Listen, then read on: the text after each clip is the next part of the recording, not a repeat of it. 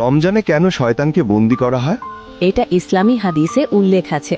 এর পেছনে কিছু গুরুত্বপূর্ণ কারণ রয়েছে, যেমন মানুষকে সহজে ইবাদত করার সুযোগ দেওয়ার জন্য। রমজান মাস আল্লাহর রহমত ও ক্ষমার মাস।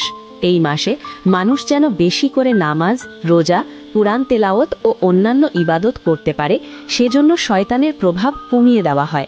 মানুষের নফসকে পরীক্ষা করার জন্য। যখন শয়তান বন্দী থাকে তখন মানুষ বুঝতে পারে খারাপ কাজের জন্য শুধু শয়তানই দায়ী নয়, নিজের নফসও দায়ী। তাই এই মাসে মানুষ নিজের নফসকে নিয়ন্ত্রণ করার শিক্ষা পায়। আল্লাহর বিশেষ রহমতের কারণে এই মাসে আল্লাহর রহমত অনেক বেশি নাজিল হয়। জান্নাতের দরজা খুলে দেওয়া হয় এবং জাহান্নামের দরজা বন্ধ করে দেওয়া হয়।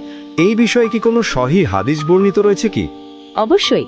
হযরত আবু হুরায়রা থেকে বর্ণিত, মুহাম্মদ সাল্লাল্লাহু আলাইহি ওয়াসাল্লাম বলেছেন, যখন রমজান আসে তখন জান্নাতের দরজাগুলো খুলে দেওয়া হয়, জাহান্নামের দরজাগুলো বন্ধ করে দেওয়া হয় এবং শয়তানদের শিকলবন্দি করা হয়।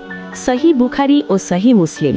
তাই রমজান মাস হল আত্মশুদ্ধি ও আল্লাহর নৈকট্য লাভের সবচেয়ে বড় সুযোগ।